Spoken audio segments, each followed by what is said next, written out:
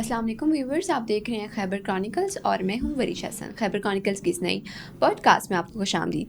आज की पॉडकास्ट में हम इंतहाई अहम और सेंसिटिव मौजू पर बात करेंगे कि अमेरिका मिलिट्री वेपन्स जो कि अफ़गानिस्तान छोड़ गए थे आफ्टर 2021 विड्रॉल, तो वो उनका पाकिस्तानी मिलिटेंट ग्रुप के हाथ लग जाना, इस बारे में हम आज बात करेंगे। हमारे साथ मौजूद हैं सीनियर सहाफ़ी और तज्ज़िया निगार फ़िदा अदील साहब। अस्सलाम वालेकुम सर। वालेकुम अस्सलाम जी, बहुत कैसे हैं आप शुक्रिया। सर? अल्लाह का फजल।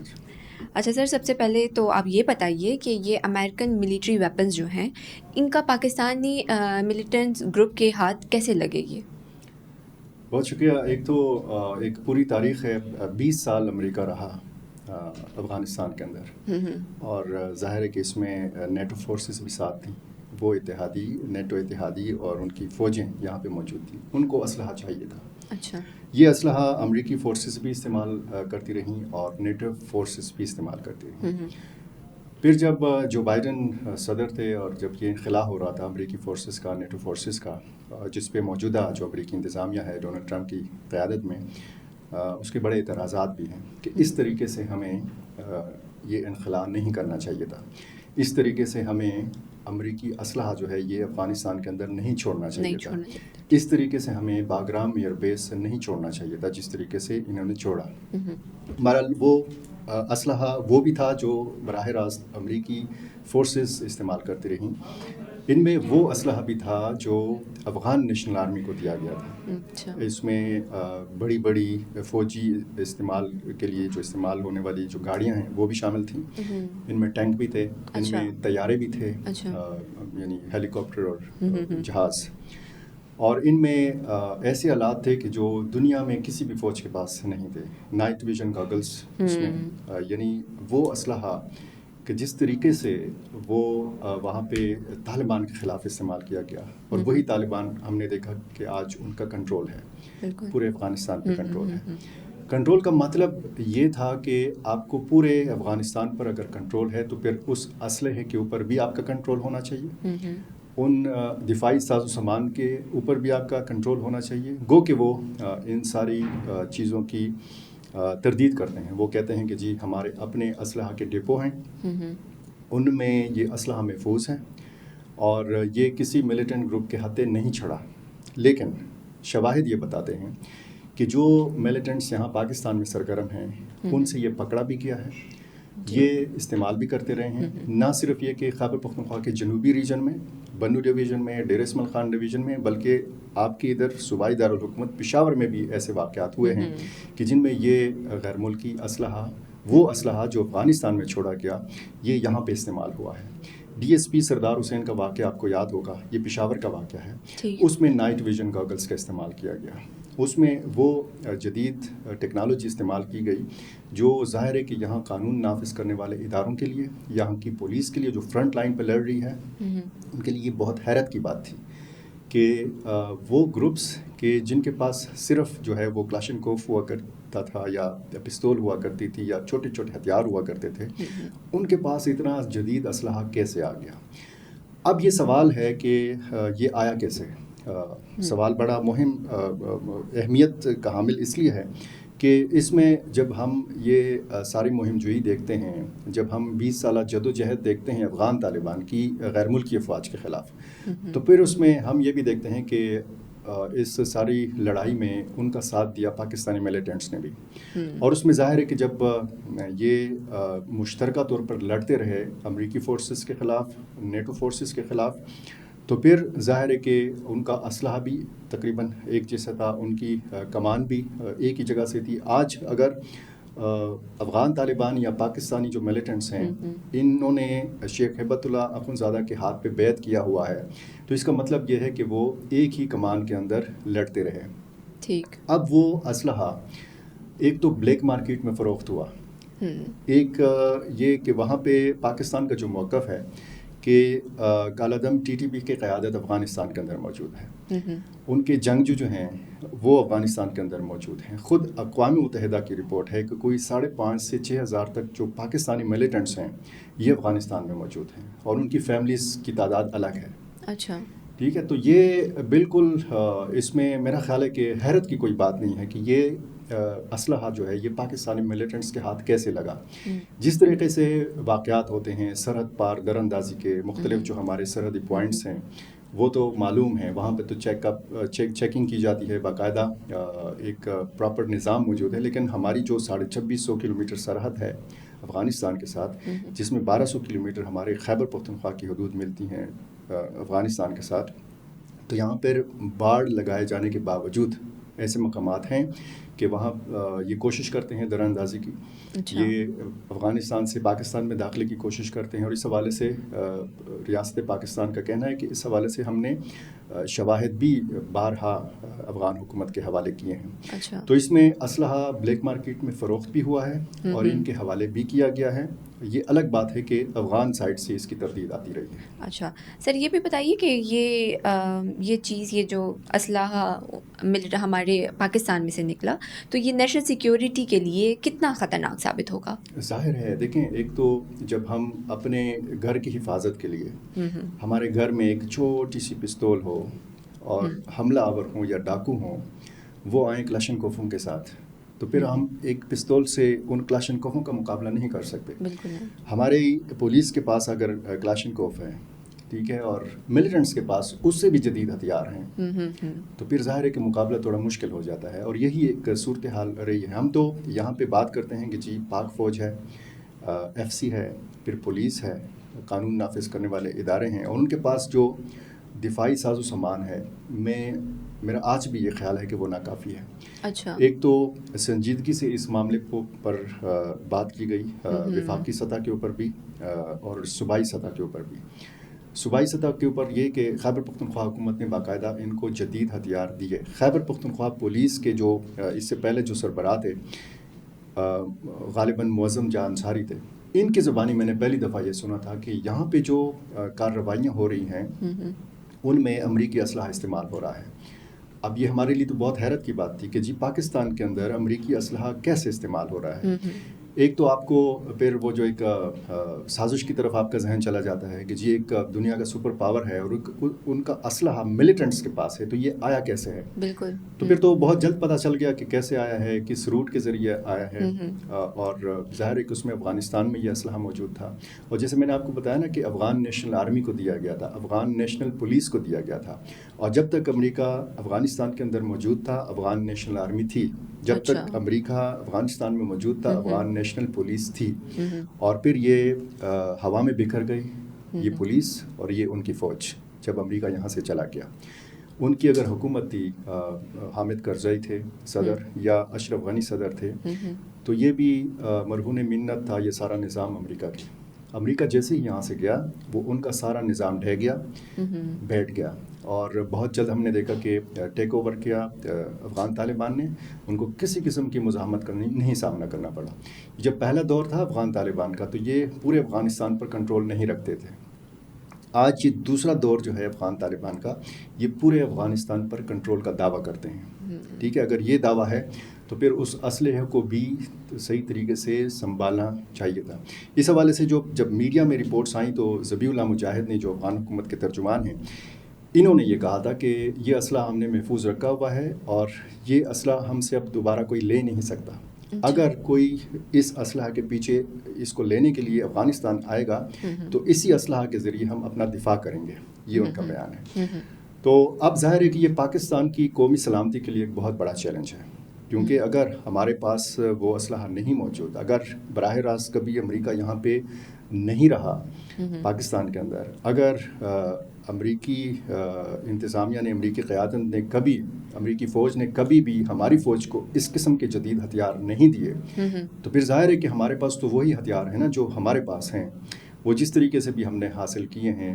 اور اس میں ظاہر ہے کہ چھوٹے ہتھیار بھی ہیں، بڑے ہتھیار بھی ہیں، لیکن جو گوریلا وارفیئر میں جو استعمال ہونے والا اسلحہ ہے وہ تو چھوٹا اسلحہ ہوتا ہے نا. ان کے پاس تو میزائل نہیں ہونے چاہیے، ان کے پاس تو راکٹ نہیں ہونے چاہیے، لیکن ان کے پاس ہیں.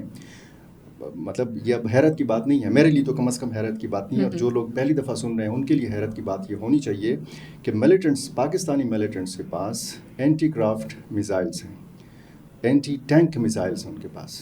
یعنی اتنا جدید ان کے پاس اسلحہ ہے. تو آپ مجھے یہ بتائیے کہ جب اتنا جدید بھاری ہتھیار ان کے پاس ہوں تو ایک پولیس چوکی میں بیٹا پولیس اہلکار وہ کیسے ایک کلاشنکوف سے ایک رائفل سے ایک پرانی رائفل سے ان کا مقابلہ کر پائے گا؟ یا کسی علاقے میں امن لشکر کے لوگ اپنی پسٹلز کے ذریعے یا اپنی بندوقوں کے ذریعے کیسے مقابلہ کر پائیں گے؟ تو یہ ایک ایسا پوائنٹ ہے کہ جس پر امریکہ اور پاکستان مل کر ایک حکمت عملی تیار کر سکتے ہیں. اچھا. کہ یہ اسلحہ اگر افغانستان کے اندر ہے تو پھر اس کا استعمال روکا جائے پاکستان کے اندر. جیسے پاکستان کہتا ہے نا کہ پاکستانی ملیٹنٹس افغانستان کے اندر موجود ہیں تو ان کو روکا جائے. ریسنٹلی جو گئے تھے خطاب کیا محمد صادق خان نے جو خصوصی نمائندہ ہیں برائے افغانستان پاکستان, انہوں نے اسلام آباد میں ایک سیکیورٹی سیمینار سے خطاب کیا اور انہوں نے کہا کہ ہم نہیں چاہتے کہ آپ پاکستانی ملیٹنٹس کو وہاں پہ ماریں. افغان طالبان کو کہا ہم نہیں چاہتے کہ آپ پاکستانی ملیٹنٹس کو گرفتار کریں, ہم نہیں چاہتے کہ آپ پاکستانی ملیٹنٹس کو گرفتار کر کے پاکستان کے حوالے کریں. ہم صرف افغان طالبان سے یہ چاہتے ہیں کہ آپ ان کو روکیں کہ وہ پاکستان کے اندر حملے نہ کریں, کیونکہ پاکستان میں آلریڈی ایک نظام موجود ہے, یہ ایک مسلمان کنٹری ہے, یہاں پہ کوئی غیر ملکی فوجی موجود نہیں ہے. ایک تو جواز یہ تھا نا 20 سالہ جو ان کی لڑائی تھی کہ وہاں پہ غیر ملکی فوج ہے, وہاں پہ امریکی فوج ہے, وہاں پہ نیٹو فورسز ہیں, تو ایک جواز ان کے پاس تھا. اب اگر ہم دیکھیں تو صورتحال جو ہے اب پاکستانی جو سلامتی ہے اس کے لیے تو ایک بہت بڑا چیلنج ہے. جیسے جعفر ایکسپریس کا ایک ہائی جیک کا واقعہ ہوا, اس میں بھی امریکی اسلحہ استعمال ہوا. بنو کینٹ کے اوپر جو حملہ ہوا اس میں بھی یہی جدید ہتھیار استعمال ہوئے. اور بنو کینٹ حملہ اور جعفر ایکسپریس والا جو حملہ تھا اس میں تو انٹیلیجنس اداروں نے یہ تک کہا کہ جو حملہ آور تھے وہ بذریعہ وائرلیس فون سیٹلائٹ فون بذریعہ سیٹلائٹ فون وہ اپنے ہینڈلرز کے ساتھ رابطے میں تھے جو افغانستان میں تھے. صحیح. تو مطلب آپ کا یہ کہنا ہے کہ انٹرنیشنل کوآپریشن کے بغیر پاکستان اس ایشو کو کنٹرول نہیں کر سکتا؟ کیسے کر سکتا ہے؟ پاکستان تو بار بار افغان حکومت پر یہ دباؤ ڈال رہا ہے کہ جی آپ روکیں آپ ان لوگوں کو روکیں جو یہاں پہ حملہ آور ہوتے ہیں. پاکستان نے تو ہمیشہ بات چیت کے ذریعے مسئلہ حل کرنے کی کوشش کی ہے. پاکستان نے تو ڈیمانڈ کی ہے, پاکستان کے پاس آپشنز ہیں, پاکستان نے وہ آپشنز استعمال بھی کیے ہیں, پاکستان نے فضائی کارروائیاں کی ہیں افغانستان کے اندر. تو کیوں اس چیز تک نوبت آنے دیا جائے کہ جی اس قسم کے معاملات ہوں اور پھر پاکستان اور افغانستان کے تعلقات مزید خراب ہوں. یہ ہو سکتا ہے کہ کوئی طریقہ ڈپلومیٹک طریقہ استعمال کرے, کیونکہ طاقت کا استعمال جو ہے امریکہ کی طرف سے بھی میرے نزدیک ممکن نہیں ہے افغانستان کے اندر. میرے نزدیک یہ ممکن نہیں ہے کہ باگرام ایئر بیس جو ہے دوبارہ امریکہ کے کنٹرول میں دیا جائے. ہاں سفارتی طریقے سے کچھ لوگ کچھ دو کی بنیاد پر یہ جو امریکی اسلحہ افغانستان کے اندر موجود ہے اس میں امریکہ اپنا کردار ادا کر سکتا ہے. پاکستان کا کردار اگر اس میں ہوگا تو ظاہر ہے کہ وہ پاکستان کے مفاد میں نہیں ہوگا.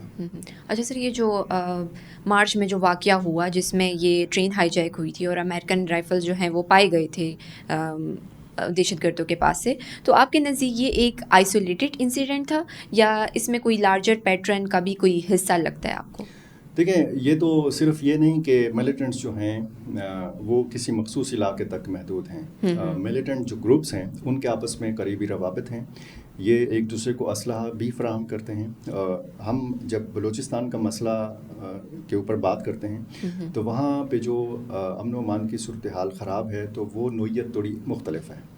خیبر پختونخوا میں جو سیکیورٹی معاملات ہیں وہ نوعیت مختلف ہے. اب پھر جب ہم خیبر پختونخوا کے اندر ضلع گرم کے حوالے سے بات کرتے ہیں تو وہ آپ کو پتہ ہے وہ تھوڑی سی مختلف نوعیت کی حامل چیز ہے.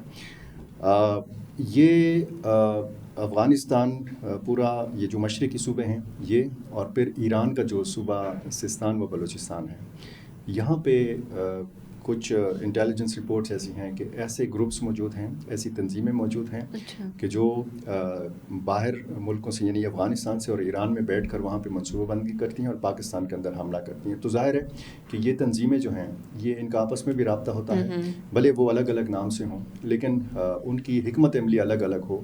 لیکن جہاں تک اس چیز کا تعلق ہے کہ پورا ایک نیٹ ورک استعمال ہوتا ہے, اس میں ملیٹنٹس کو پتہ ہوتا ہے کون سا ہتھیار کہاں پہ اویلیبل ہے, اچھا کون سا ہتھیار کس قیمت پر کہاں سے خریدا جا سکتا ہے. ٹھیک. تو جب ان کو یہ پتہ ہے تو ظاہر ہے کہ پاکستانی جو سلامتی کے ادارے ہیں ان کے لیے ایک بہت بڑا چیلنج ہے, اور یہ ایک بہت بڑے پیمانے پر یہ چیز ہو رہی ہے. جی اچھا سر, یہ بتائیے کہ انلیگل مارکیٹ جیسے یہ درا آدم کھیل ہے, تو اس کا کیا رول ہے؟ دیکھیں, درآدم خیل میں انتہائی اچھے ماہرین موجود ہیں جو چھوٹے ہتھیار بنا سکتے ہیں, وہ ماہرین موجود ہیں. یہاں پہ چھوٹے چھوٹے کارخانے ہیں, ان کو ریگولیٹ کرنے کی ضرورت تھی. یہ اسلحہ جو ہے, اب ظاہر ہے کہ ایک پسٹل ہے, ایک رائفل ہے, بندوق ہے, ضروری تو نہیں ہے کہ ہر اسلحہ جو ہے وہ دہشت گردی میں استعمال ہو. اس میں شکار کے مقاصد کے لیے جو بنائے جانے والے ہتھیار ہیں یہ درآدم خیل میں بنتے ہیں.